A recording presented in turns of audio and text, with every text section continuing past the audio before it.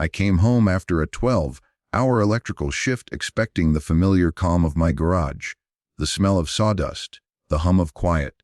Instead, my headlights caught something that did not belong there. A pearl, white BMW, parked dead center in my private garage like it owned the place. The engine was still warm. The keys were gone. No call. No explanation. It took me less than a minute to realize who it belonged to. The HOA treasurer. When I knocked on her door, she smiled slowly like I was the inconvenience. She told me the HOA had temporary emergency parking authority and said it like it was common knowledge. When I asked her to show me the rule, she laughed and told me I needed to be more flexible if I wanted to live in a community. Something about the way she said that made my stomach drop. So I pulled out my phone and I recorded her admitting the rule did not exist. That was the moment everything changed. The fines, the threats, the violations that appeared overnight. All because I refused to give up my own garage. What she did not know was that I was about to leave town for 2 full weeks. And while I was gone, she would expose every crime she had been hiding behind HOA letterhead. If you want to hear more true stories like this, make sure you hit that subscribe button to HOA Gone Wild and tell me in the comments, where are you watching from? My name is Ethan Cole. I am a licensed electrician, a single father, and until recently, I believed I had finally done something right. Ridgewood Glen was not fancy. It sat just outside a small Midwestern town where people still waved from their porches and left packages on their steps without fear. The houses were modest, the lawns were uneven, and for the first time in my adult life, I owned something that no one could take from me without a fight. At least, that is what I thought. I bought the house for 2 reasons. The first was stability. After years of bouncing between rentals that could be sold out from under me with 30 days' notice, I wanted roots for my daughter, Lily, a place where her bedroom walls could stay the same color year after year, a place where she could walk to the same bus stop and know the neighbors by name. The second reason was the garage. It was not big, but it was mine. Concrete floor, old wooden workbench, just enough space for my tools and projects. That garage was where I fixed neighbors' outlets after storms, where I worked late to make extra money, where I planned to build Lily a treehouse one day. It was not a luxury, it was how I survived. Ridgewood Glen had an HOA, but at first it seemed harmless. Modest dues, basic rules, trash cans out of sight, lawns trimmed, nothing unreasonable. I paid my fees on time and stayed quiet. Then there was Darla Vance. Darla was the HOA treasurer, though everyone knew she ran the place. She dressed like Ridgewood Glen was a fashion runway. Perfect hair, perfect nails, always driving something expensive that looked out of place on our cracked streets. Her lawn was flawless in a way that felt aggressive, like a warning. People spoke her name carefully, lowered voices, quick glances over shoulders. She's strict, one neighbor told me early on, like it was a compliment. What they meant was she was selective. Retirees got warnings for garden decorations. Tradespeople got notices for work trucks. Single parents like me got letters about appearance standards. Meanwhile, certain houses never seemed to get cited at all. The same ones hosting loud parties. The same ones parking overnight in fire lanes. Darla decided who belonged and who did not. The first notice I ever received was for oil stains on my driveway. I cleaned them within a day. The second was for having my garage door open too long on a Saturday afternoon. The third claimed my trash bin was visible from the street, even though I watched the inspector walk past 3 identical bins without stopping. When I tried to ask questions, I was told to read the rules more carefully. I started noticing patterns. Mrs. Alvarez down the street received fines after she put up a memorial wind chime for her late husband. A retired mechanic was threatened for parking his work truck overnight. A schoolteacher got a warning for a chalk drawing her kid's maid on the sidewalk. Everyone knew. No one pushed back. I stayed quiet because Lily needed peace, because fighting an HOA felt like fighting fog, because every time someone tried, the fines multiplied and the letters got sharper. Until the garage. That garage was not shared space. It was deeded property. It was locked. It was clearly outlined in my closing documents, my survey, my insurance. There was no gray area. And yet, Darla treated it like it belonged to her. When I stood there staring at her BMW inside my garage, something clicked into place. All the warnings, all the selective enforcement, all the fear. This was not about rules. It was about power, about seeing how far she could push before someone broke. She did not ask. She did not notify me. She did not even pretend to follow procedure. She simply took what she wanted and expected compliance. In that moment, I realized something important. If I gave in on the garage, there would be nothing left to protect. Today it was parking. Tomorrow it would be access. Fines, liens, pressure to sell. I looked at my tools hanging on the wall. I thought about Lily's drawings taped to the workbench. I thought about how many people before me had stayed quiet because they were tired or afraid. This was not a misunderstanding. It was a test. And Darla Vance had finally pushed the wrong person. The first violation notice arrived less than 12 hours after I recorded Darla admitting the rule did not exist. It was taped to my front door like a warning label. According to the letter, I had left my garage open overnight, creating a safety hazard and violating community standards. The fine was steep. The tone was smug. What made my hands shake was the simple fact that my garage door could not close because her BMW was still inside. She fined me for a problem she created. I emailed the HOA that morning. Calm, professional. I attached photos and asked for clarification. No response. By noon, a second notice appeared in my inbox, this one accusing me of hostile behavior toward board members. That same afternoon, a mass email went out to the neighborhood reminding residents to report unusual activity and aggressive conduct. It did not name me. It did not have to. People started looking at my house differently. Curtains shifted. Conversation stopped when I walked past. A neighbor who used to wave suddenly stared at his phone. I sent another email asking for documentation of the emergency parking authority. I asked for mediation. I asked for a meeting. Darla replied with a single sentence telling me to review the handbook more carefully. Then things escalated. 2 days later, I came home to find a contractor truck parked in my driveway. No notice, no knock. 2 men were inside my garage, moving equipment and photographing my tools. When I demanded to know why they were on my property, one of them handed me a clipboard and said the HOA had authorized an inspection. I asked to see the authorization. They could not produce it. That night, I discovered my garage keypad no longer worked. My tools were locked inside. Thousands of dollars worth of equipment.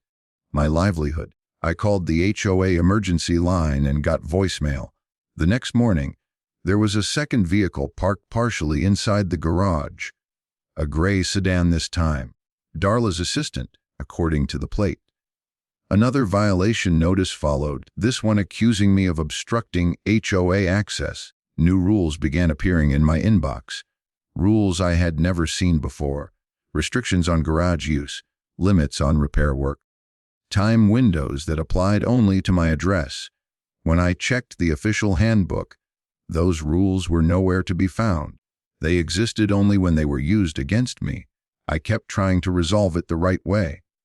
Emails, certified letters, requests for third-party mediation. Each one was ignored or answered with thinly veiled sarcasm. Darla copied neighbors on her replies, framing me as difficult and unstable.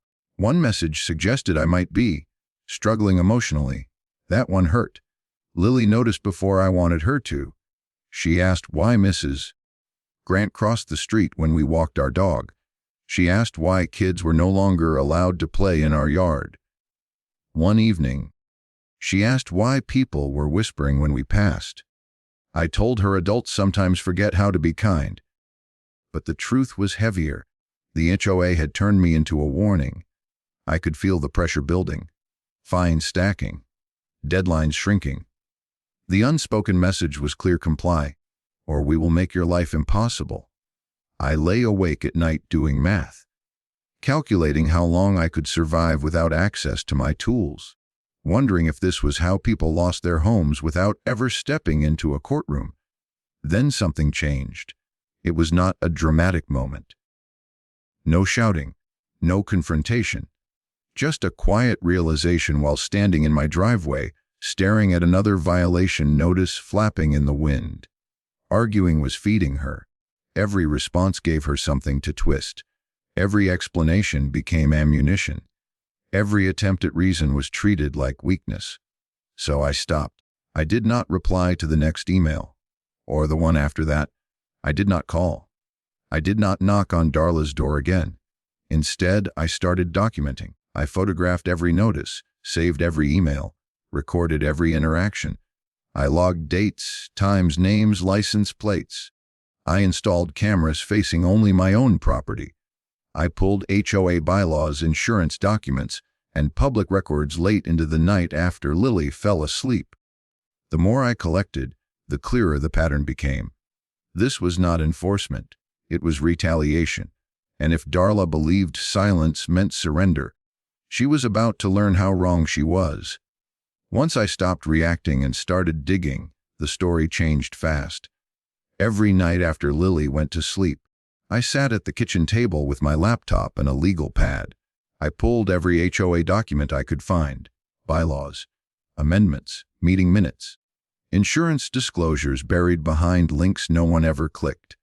At first, it felt overwhelming, like trying to untangle a knot someone had tied on purpose. But patterns started to emerge. The HOA rules Darla kept citing did not exist, not as written, not as amended, not anywhere. What did exist were very clear limits on board authority. Limits Darla had crossed repeatedly. More importantly, there were insurance clauses spelling out exactly when coverage disappeared: intentional misconduct, selective enforcement, trespass, harassment. Every single thing she had done to me fell into those exclusions. That was when Caleb Monroe knocked on my door. Caleb lived 3 houses down. Quiet guy, always polite. I knew him as the neighbor who waved but never lingered. That night, he held a folder under his arm and said he had been meaning to introduce himself properly. He was a real estate attorney. Caleb told me he had been watching what was happening from the beginning. He had seen the contractor enter my garage. He had read the emails Darla blasted to the neighborhood. He had recognized the language immediately. Not HOA language, litigation language. We spread my documents across the table. Caleb did not interrupt. He just nodded slowly, occasionally circling a phrase with his pen. Then he looked up and said the sentence that cracked everything open. "Do you realize she just made herself personally liable?" He explained it carefully. HOA insurance only protects board members when they act within their authority.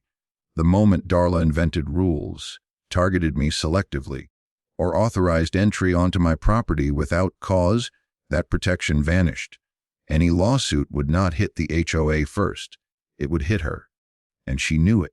That explained the pressure, the speed, the desperation. But the biggest revelation came a few nights later, buried in county records. Caleb suggested I request the original subdivision survey, not the HOA map, the county map, the one filed when the land was first divided. I went down to the clerk's office on my lunch break, expecting another dead end. Instead, the clerk frowned at her screen and asked me to wait. She came back with a printed survey and a yellow highlighter. According to county records, my garage and driveway sat on a parcel the HOA had never owned. Not partially, not conditionally, never. The boundary lines the HOA relied on were wrong. They had been wrong since the neighborhood was built. The garage was not just mine in practice, it was mine in law. The HOA had no authority over it at all. I felt something in my chest loosen for the first time in weeks. All those violations, all those threats, all those inspections, they were not just abusive. They were illegal. Then Caleb asked a question that seemed casual but landed like a hammer. "Have you looked into Darla's husband?" I had not. I did not need to. Everyone knew Mark Vance worked in city planning. He mentioned it often at neighborhood events, usually as a joke, usually while smiling. Caleb pulled public emails through a records request. There they were. Messages between Mark and city inspectors, between Mark and zoning enforcement, between Mark and departments that just happened to receive anonymous complaints about my property right after Darla escalated. Timing too perfect to be coincidence. Noise complaints filed when Lily was at school. Hazard reports submitted while I was out of town. Inspection requests flagged as urgent, even though no violation existed. This was not Darla acting alone. This was coordination. The HOA letters were the front. The city pressure was the back. Together, they created a vise designed to squeeze people until they sold, complied, or broke. Suddenly, the stories I had heard from neighbors made sense. The elderly couple who moved out quietly, the mechanic who sold below market value after weeks of fines, the teacher who stopped answering her door. This was not enforcement. It was a system. And Darla had made one critical mistake. She assumed I would panic. She assumed I would fold under pressure. She assumed I would never look past the letterhead and the threats. Instead, I had proof, paper trails, surveys, emails, insurance clauses, and a neighbor who knew exactly how dangerous this situation was for her. For the first time since the BMW appeared in my garage, the power shifted. Darla did not know it yet, but the mask was cracking. I did not announce the trip. I did not file a request. I did not leave a forwarding address or an emergency contact with the HOA. I packed Lily's clothes, locked the house, and left Ridgewood Glen without saying a word to anyone who mattered. 2 full weeks of silence. No replies, no explanations, no reactions. It was the hardest part for me. Every instinct told me to stay and watch, to guard the house, to protect my tools. But Caleb was clear. If Darla truly believed she owned my garage, absence would expose her faster than any argument ever could. And he was right. The first message came less than a day after we left. An email marked urgent, accusing me of abandoning my property and creating a community safety risk. I did not respond. The second message arrived the following morning, this one claiming neighbors had reported suspicious activity near my garage. Still, I said nothing. That silence seemed to flip a switch in her. By the third day, Darla filed an emergency hazard report with the city, claiming exposed wiring and structural instability in my garage. The irony was almost laughable. I was a licensed electrician. The garage wiring had passed inspection twice, but logic did not matter. Control did. City inspectors showed up while I was gone. They were met by Rosa Delgado, who lived across the street and knew exactly what was happening. She filmed everything from her porch. The inspectors left after finding nothing, but the footage mattered. Then Darla tried again. This time, she attempted to enter the garage herself. She brought an unlicensed contractor and claimed verbal authorization from the HOA. Henry Pike, a quiet retiree who rarely left his house, caught the entire exchange on his door camera. Darla yelling, the contractor shrugging, the locked door refusing to open. She sent messages late into the night after that, threats wrapped in formal language, liens, seizure, emergency access orders. Each message more frantic than the last. Each one time-stamped, each one saved. Marcus Bell stepped in on the 4th day. Marcus was a retired veteran who lived at the end of the block. He did not talk much, but when he did, people listened. He installed temporary cameras facing only my driveway and garage, careful to keep everything legal. He did not tell Darla. He did not need to. What those cameras captured was astonishing. Darla returned twice more, once with another vehicle, once alone, pacing in front of the garage and speaking on her phone. She tried the keypad. She tried the handle. She pointed at the door while talking, gesturing wildly like someone explaining a problem they caused themselves. On the 6th day, she filed another hazard report. This one claimed abandoned tools posed a fire risk. The city responded faster this time. Again, nothing was found. Again, everything was recorded. By the end of the first week, neighbors stopped whispering and started watching. Rosa began logging times. Henry printed screenshots. Marcus archived footage on multiple drives. People who had been quiet for years suddenly had proof that what they feared was real. Darla did not know any of this. She thought silence meant surrender. She believed I had run, that I was hiding, that without my presence, she could finally do whatever she wanted. Her messages grew angrier, less polished. One email accused me of intentionally sabotaging the community. Another suggested my absence proved guilt. She threatened to force entry, to seize property, to resolve the situation permanently. That phrase showed up twice. On the 10th day, she crossed her worst line. She hired an unlicensed contractor to cut power to the garage, claiming emergency authority. Marcus caught it on camera. The contractor admitted he had no permit. Rosa called it in. The city arrived before any damage was done. The inspector asked Darla who authorized the work. She said the HOA did. The inspector asked for documentation. She did not have it. By the time Lily and I returned, the neighborhood felt different. Quieter, but not tense. Watchful. United in a way it had never been before. My inbox was full. My phone showed dozens of missed calls and messages. I did not listen to any of them right away. Instead, I stood in my driveway and looked at my garage. Untouched, locked. Still mine. Caleb met me that evening. We laid everything out on the table: footage, emails, reports, time-stamped threats, proof of trespass, proof of coordination. Darla had done exactly what we hoped she would. She had panicked. She had escalated without cover, without authority, without protection.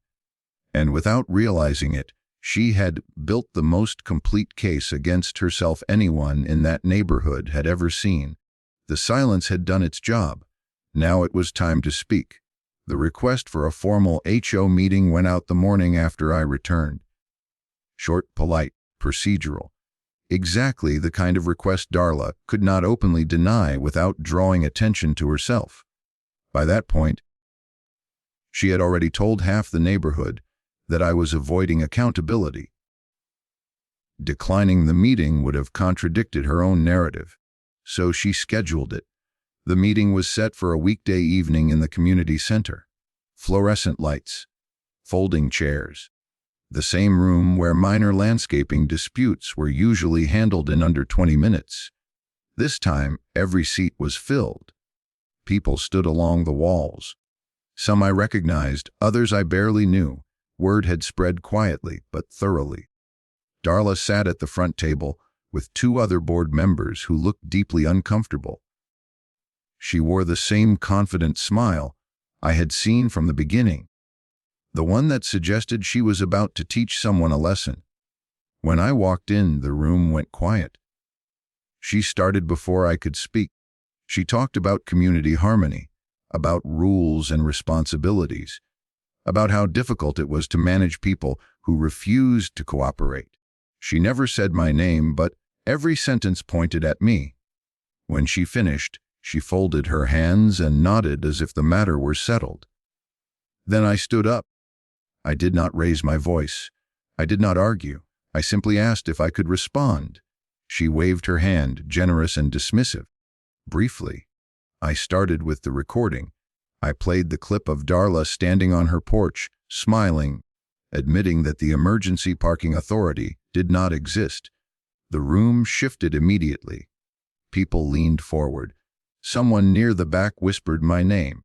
Darla laughed it off and said the recording was taken out of context. So I moved on. I handed out copies of HOA bylaws with highlighted sections showing the limits of board authority. I pointed out the sections that required notice before entry onto private property, the ones that prohibited selective enforcement, the ones that forbade fabricated violations. Darla interrupted, claiming the board had immunity. That was when Caleb stood. He introduced himself calmly, no theatrics, no raised voice. He explained his background in real estate law and HOA litigation. Then he explained immunity in plain language. HOA insurance protects board members only when they act within their legal authority. Inventing rules voids that protection. Trespassing voids it. Targeting a single homeowner voids it. Coordinating with city officials for harassment voids it. Every head in the room turned toward Darla. I continued. I displayed financial records showing HOA funds routed through a consulting account tied to Darla's personal business. Payments labeled as administrative expenses. Fees that never appeared in any approved budget. She tried to interrupt again. Caleb gently reminded her to let the presentation continue. Next came the emails. Public records obtained through formal requests. Messages between Mark Vance and city inspectors. Messages referencing my address. Timelines that matched every violation notice and inspection attempt. The air in the room felt heavy. I finished with the footage. Darla attempting entry into my garage while I was out of town. Darla threatening liens in late-night messages. Darla authorizing unlicensed work without permits. No commentary, no accusations, just facts. When I sat down, no one clapped, no one spoke. The silence was complete. Darla's smile was gone. She said the HOA would review the materials. That legal counsel would be involved. That none of this proved wrongdoing. Caleb responded with one sentence. Reviewing it will not restore your insurance coverage. That was the moment the room truly shifted. Board members began whispering to each other. Neighbors who had never spoken at meetings raised their hands. Questions poured out about past fines, past threats, past forced sales. Darla tried to regain control, but the authority she relied on had evaporated. She looked smaller behind the table, cornered not by anger, but by documentation. The meeting ended without a vote, without resolutions, without closure. But everyone there understood something important. This meeting was never supposed to happen. And now that it had, nothing in Ridgewood Glen was going to stay the same. The phone calls started early, persistent, sharp. Regulators, city officials, real estate boards. They were all asking questions, digging deeper than anyone had expected. The walls of the neighborhood's carefully maintained illusion were cracking, and the people who had thrived on secrecy were scrambling. Darla and Mark, once untouchable, were suddenly under a microscope. Documents, emails, even casual messages they'd thought harmless now read like confessions. The HOA wasn't just a group of busybodies enforcing rules. It was a machine of manipulation, coercion, and quiet intimidation. Families had been pressured to sell, long-time homeowners bullied into decisions that benefited a few at the top. Every carefully constructed lie was unraveling thread by thread. Search warrants arrived like storm clouds. Officers, stern and unyielding, moved through the streets, cameras capturing every step. The neighborhood that had once appeared serene now felt tense, electric, like the calm before an unexpected thunderclap. Neighbors peered through blinds, some whispering in disbelief, others trying to stay hidden, unsure if they would be next. News vans parked at the curb, satellite dishes pointing skyward, microphones in hand. Reporters crowded lawns, seeking statements, capturing every reaction for the evening broadcast. The story spread faster than anyone could have anticipated. The quiet whispers of disgruntled residents had exploded into headlines, shaking the community to its core. And Darla, who had once held the streets in her grip, the woman whose voice had shut down meetings, whose influence had bent rules in her favor, now could not leave her own home without being photographed or questioned. Her confidence, once solid as concrete, had crumbled. The luxury cars she flaunted sat idle in driveways. The perfectly manicured gardens seemed smaller, somehow. Under the weight of scrutiny, the power she wielded like a weapon was gone, stripped away by the very systems she thought she controlled.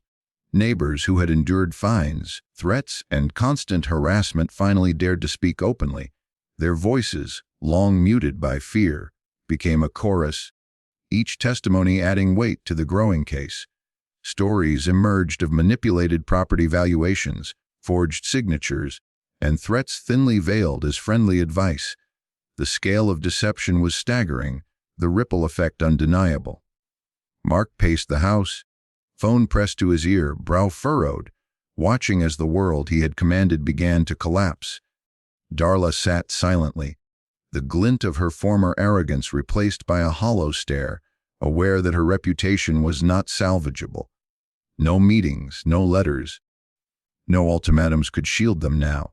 Every interaction was recorded, every word scrutinized, every action logged for the public record. In the streets, a strange quiet settled. For months, there had been tension, minor clashes, whispered threats. But now, the fear was gone. Residents walked taller, spoke louder. The once omnipotent HOA figures had become cautionary tales in the span of days. Community trust, once fractured, began to rebuild, fueled by transparency and the knowledge that the law could catch up, even when power tried to outrun it. The irony was bitter. Darla, who had thrived on intimidation and control, had created the environment that led to her own undoing. The same systems she had used to suppress and manipulate now turned their focus squarely on her. Cameras, auditors, and officials, all tools she had dismissed, were now her unyielding audience. As night fell, the neighborhood seemed to exhale. Lights blinked on in homes where conversations had been hushed, where doors had stayed closed in fear. Families shared relief in whispers and cautious laughter, reclaiming the streets they had been taught to fear. Darla and Mark, in their silence, became a study in what happens when unchecked authority meets accountability. The collapse was not sudden. It was inevitable, drawn out by the weight of truth and the persistence of those who refused to remain silent. And through it all, one lesson was unmistakable.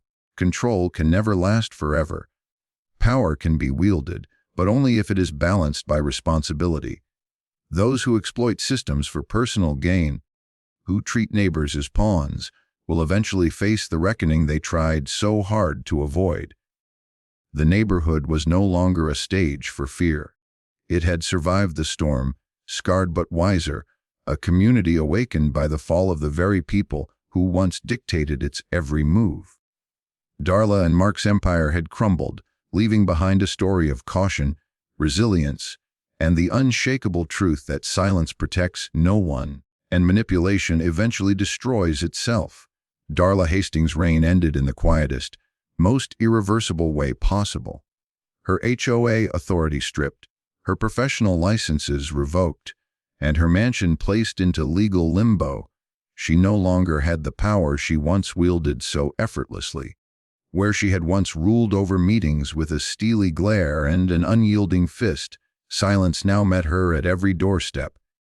Reporters circled, cameras capturing her pacing behind curtained windows, her voice reduced to desperate statements for a world that no longer listened. The woman who once dictated the neighborhood's every move now couldn't even leave her own home without scrutiny. The HOA, once a fortress of intimidation and fines, disbanded. Meeting rooms that had hosted countless public shaming sessions were empty, the echo of gavel strikes replaced by quiet murmurs of relief. Residents, finally free from arbitrary rules, late fees, and unearned penalties, began taking back their streets. Children played on sidewalks without fear of reprimand. Families planted gardens without waiting for approval, and the community breathed collectively as if the air itself had been withheld for decades. I took the settlement funds and created a neighborhood legal defense fund, ensuring that no resident could ever again be silenced by the arbitrary whims of a single HOA head. Workshops on property rights, legal aid, and tenant protections became regular gatherings. Neighbors who had once whispered complaints behind closed doors now spoke openly. Armed with knowledge and backed by resources, small victories multiplied. A broken fence was rebuilt, a blocked driveway reopened, and disputed easements were clarified. Every tiny success became a symbol of reclaimed power. Lily, my steadfast neighbor and friend through the entire ordeal, helped me finally finish the garage workshop I'd started months before the conflict escalated. Together, we installed shelving, organized tools, and set up a proper workspace where projects that had long been delayed could finally take shape. The smell of fresh wood and sawdust replaced the anxiety that had long permeated the house. It wasn't just a workshop. It was a marker of survival, a tangible reminder that creation thrives where oppression once lurked. The neighborhood shifted in subtle but powerful ways. People helped each other voluntarily rather than out of obligation. Trust returned where fear had once reigned, and the daily routines of life regained their natural rhythm. Even the streets seemed to smile differently now, lined with renewed lawns, flowering gardens, and neighbors waving without hesitation. Darla Hastings faded from local memory like a bad storm, her threats and authority powerless against the collective will of a community that had finally stood up. Meanwhile, ordinary victories stacked on top of one another, creating a foundation that no single person could shake. The settlement fund became more than money. It became an emblem of vigilance and empowerment, a reminder that neighborhoods are strongest when residents own their voice as much as their property. In the evenings, as Lily and I locked up the workshop, we often paused to watch the sun dip behind familiar rooftops. The quiet was no longer empty or fearful. It was full of possibility. Peace had returned, not as a fragile truce, but as a deliberate, earned rhythm of life. Through all of it, I understood a truth I'd never truly grasped before. Power thrives only when fear keeps people quiet. And once people reclaim their voice, once they choose collaboration over coercion, no amount of authority, no matter how entrenched, can take it away. The neighborhood had survived, grown stronger, and learned to protect itself. And in that enduring strength, there was a quiet, undeniable joy, a victory that didn't need headlines or cameras to validate it. It was ours. Peace had returned. Authority is fragile. It only feels permanent when people stay silent. I learned that the hard way, that unchecked power doesn't just intimidate, it corrupts. Bullies rely on fear, on the idea that no one will push back, but documentation changes everything. Emails, footage, records. They turn whispers into proof and intimidation into accountability. The garage, that was never the real battle. It wasn't about tools or space or even personal projects. It was the line she assumed no one would defend, the invisible boundary she believed she could cross without consequence. Standing firm there meant more than a workshop. It meant reclaiming control, setting limits, and showing that the community's voice could not be silenced. Looking back, I realize it wasn't just about winning against Darla or dismantling an abusive HOA. It was about understanding that boundaries matter, that courage matters, and that ordinary people, when willing to act, hold more power than anyone expects. Peace didn't come from confrontation alone. It came from preparation, persistence, and a refusal to accept fear as normal. From a legal defense fund that empowered neighbors to knowledge that turned intimidation into transparency. From a garage that became a symbol of resilience rather than conflict. If you want to hear more true stories like this, make sure you hit that subscribe button to HOA Gone Wild, and tell me in the comments, where are you watching from? Your voice matters here too.